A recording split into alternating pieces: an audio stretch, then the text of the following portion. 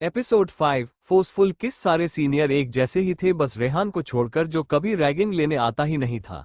रमन इशारा करके माही को अपने पास बुलाता है। माही डरते हुए पहले तो अपने कदम पीछे लेती है और इसके डर को कहीं ना कहीं रमन समझ गया था और उसके चेहरे पर तिरछी मुस्कान आ जाती है। आगे बढ़कर वही माही के पास पहुंच जाता है और सबके सामने उसे अपनी गोद में उठा लेता है। ये सब देखकर अहाना को भी उसे वक्त बहुत मजा आ रहा था। तुम्हें पता है जूनियर्स, हम सीनियर्स तुम्हें सब कुछ सिखाएंगे जिंदगी के बारे में, तुम्हें पढ़ाई लिखाई, करियर और यहाँ तक कि शादी ब्याह और सुहागरात के बारे में भी, रमन ने कहा।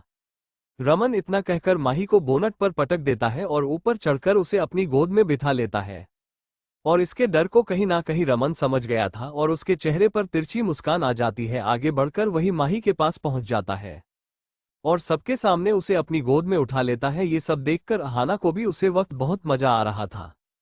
तुम्हें पता है जूनियर्स, हम सीनियर्स तुम्हें सब कुछ सिखाएंगे जिंदगी के बारे में, तुम्हें पढ़ाई लिखाई, करियर और यहाँ तक कि शादी ब्याह और सुहागरात के बारे में भी, रमन ने कहा। रमन इतना कहकर माही को बोनट पर पटक देता है और ऊपर चढ़कर उसे अपनी गोद में बिठा लेता है। इस वक्त माही को बहुत ज्यादा एम्बारोसमेंट फील हो रहा था, लेकिन शायद उसकी फिक्र किसी को वहां नहीं थी और रमन आज सोच कर ही बैठा था कि वो कुछ गलत जरूर करेगा माही के साथ। ये सब देखकर कीर्ति को बहुत गुस्सा आ रहा था, लेकिन वह वहां अकेली थी और किसी में भी रमन को रोकने की हिम्मत नहीं थी। लेकिन फिर भी कीर्ति हिम्मत करते हुए आगे आई और कहा, आखिर तुम लोग ऐसी हरकतें क्यों कर रहे हो? तुम्हें दिख नहीं रहा है कि वो एम्बारोसमेंट फील कर रही है और यह सब एक लड़की के साथ फोर्सफुल करना कहाँ तक सही है? कीर्ति की बात सुनकर वहां से एक सीनियर उतर कर आता है और आकर कहता है, क्या तुम्हें बुरा लग रहा है कि इतना स्पेशल ट्रीटमेंट तुम्हारी बेस्ट फ्रेंड को मिल रहा है, तुम्हें नहीं मिल रहा है?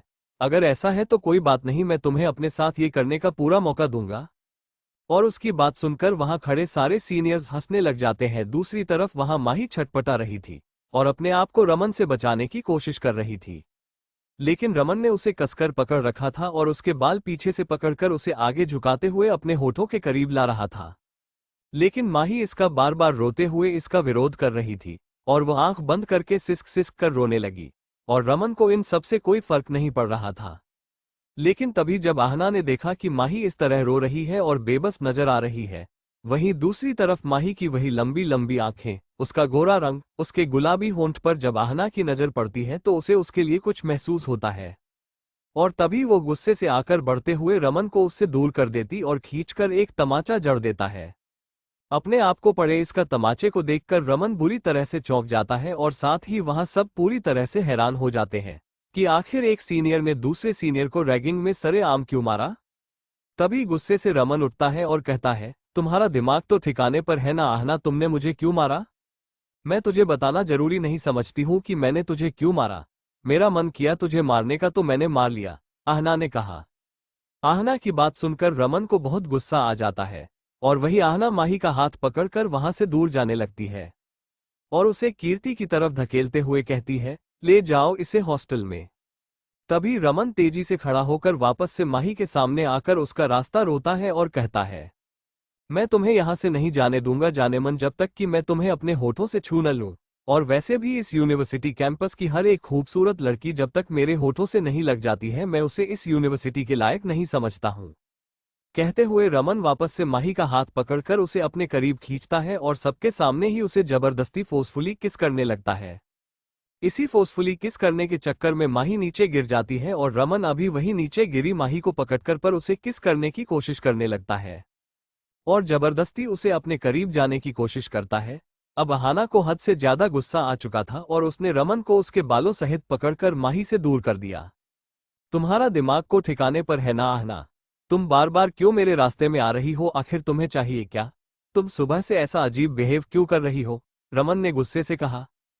तुम्हें यही लगता है ना कि जब तक यह इस कैंपस की लड़की सीनियर को खुश ना कर दे तुम उसे यहां से नहीं जाने दोगे, या उस तुम यूनिवर्सिटी कैंपस के लायक नहीं समझते? आहना ने कहा।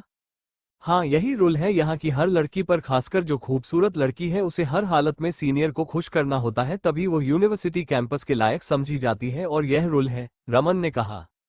रमन की बात सुनकर आहना माही को खड़ा करती है और उसे उसके कमर से पकड़कर अपने करीब खींचते हुए अपने होंठ पर अपने होंठ रख देती है। Chapter and. अगला एपिसोड। रमन ने गुस्से से आहना का हाथ पकड़ा और उसे झटक कर अपनी तरफ उसका चेहरा घुमा लिया और रमन आहना के ऊपर हाथ उठाने लगा। तभी उसका हाथ अचानक से पीछे से किसी ने पकड़ लिया। रमन ने और आहना ने जब पीछे मुड़कर देखा तो वहां रेहान खड़ा था। रेहान के गुस्से भरी निगाहों से रमन का गला वही सूख गया।